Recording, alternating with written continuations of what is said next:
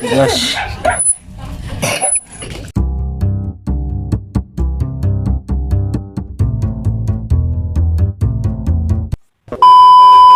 Magandang araw mga ka-barber, welcome back to my channel. For today's video, mag-ayos tayo ng electric scooter dahil nagka-problema itong electric scooter ko. At andito nga pala ako sa sirang bahay natin. At dito ako mag-ayos dahil makulimlim. At simento malinis dito, kaya dito muna ako mag-ayos. Kaya pagpasensyahan nyo na itong background ko. Ito, dahil hindi naman tinitirhan at sa kapitbahay namin to ng pinsan ko. Yan, at mag-ayos tayo ng electric scooter dahil napakakunat paikutin to. Kailangan linisan dahil sobrang kalawang na, at meron tayong gamit na silicone. Nilalagay ko dito sa takip para hindi pasukin ng tubig, para di kalawangin.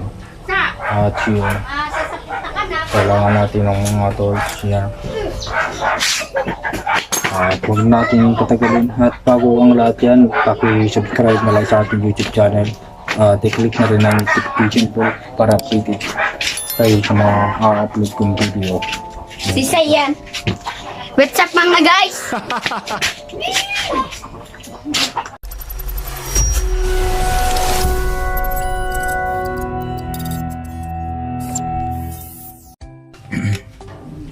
Marunong ako tools. At saka kailangan ito. Ito lang gamit. Tara, bubuksan natin. Tanggalin ko muna ang brake.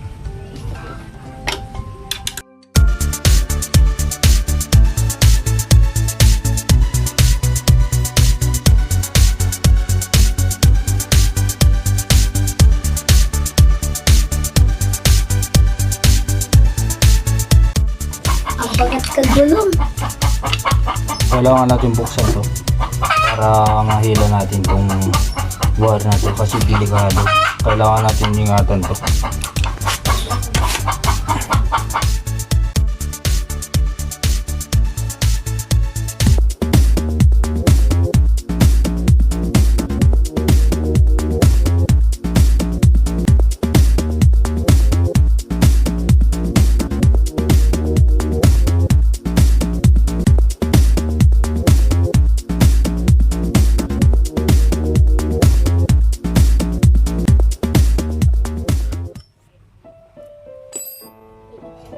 Nako. Dikit na mawara. Ayos mo. Kitabi mo. Asan mo? Andito. Sa amin ang mga.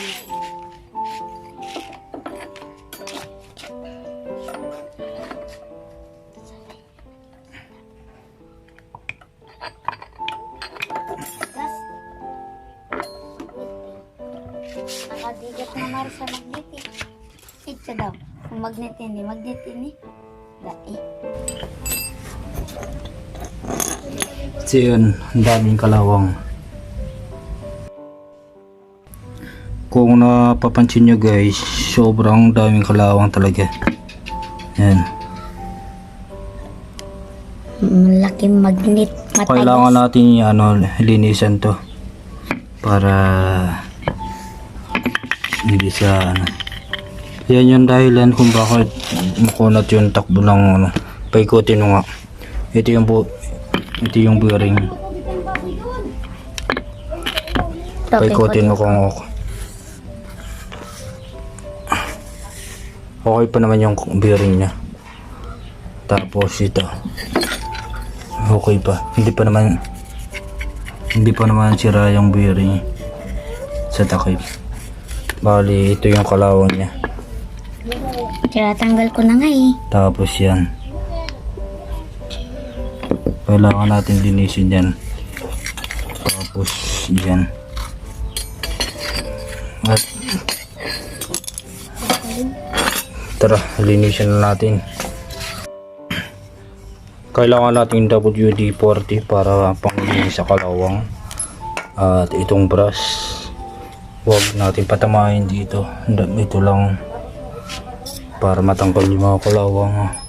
So yun, at simulan na natin. Let's go. Buksan ko muna.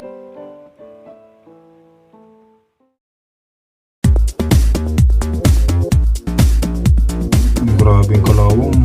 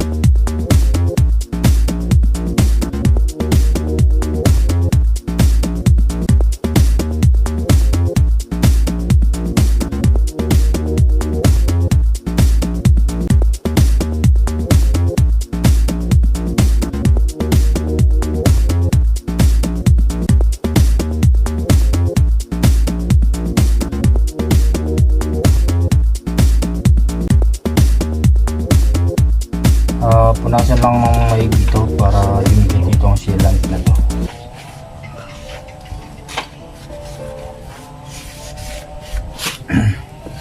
Dito natin lalagay sa part na to, tapos dito sa paikot ng bilis. Gamit natin ito. Binutasan mo na? Binutasan mo? Yan, ikakabit na.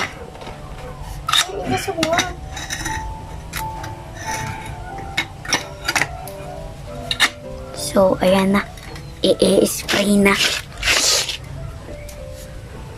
Gamit ng may baril.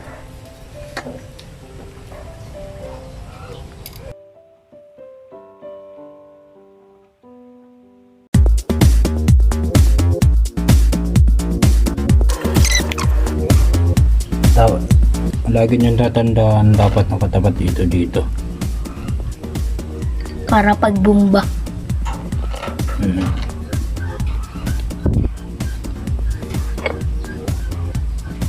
So, nasan yung mga tornilyo? At nalagay natin yung tornilyo.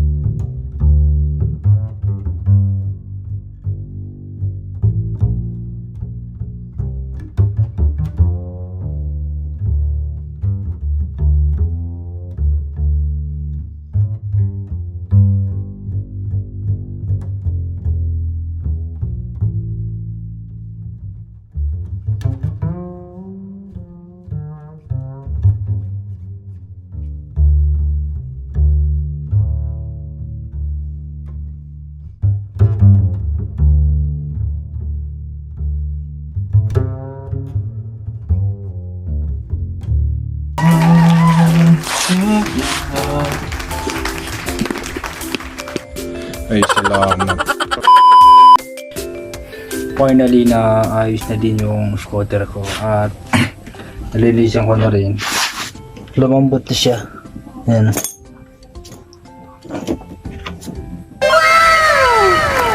Bumalik ko sa dati.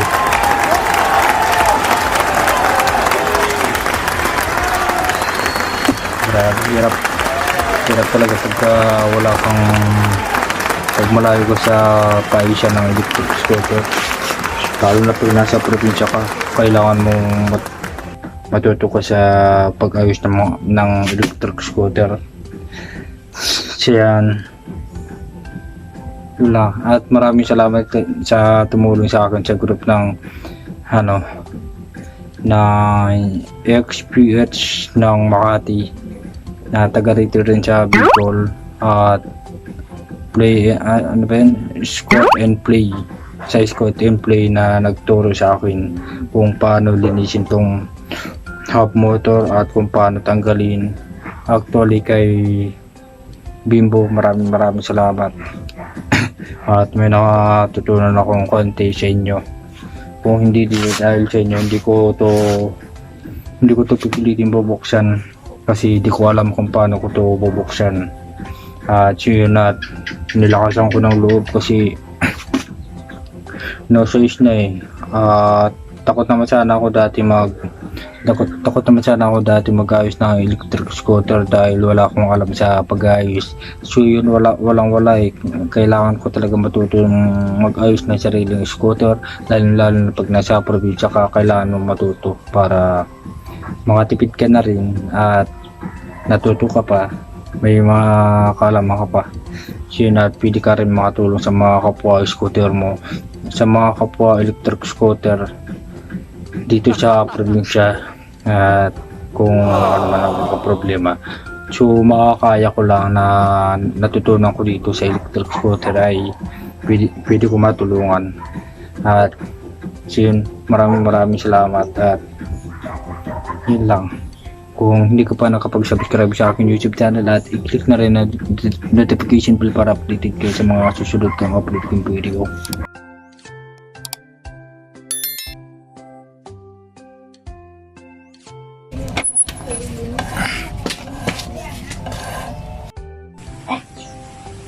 Grabe ang tulawang ah. Ang galing ko. Sabi dyan, Teren. Teren.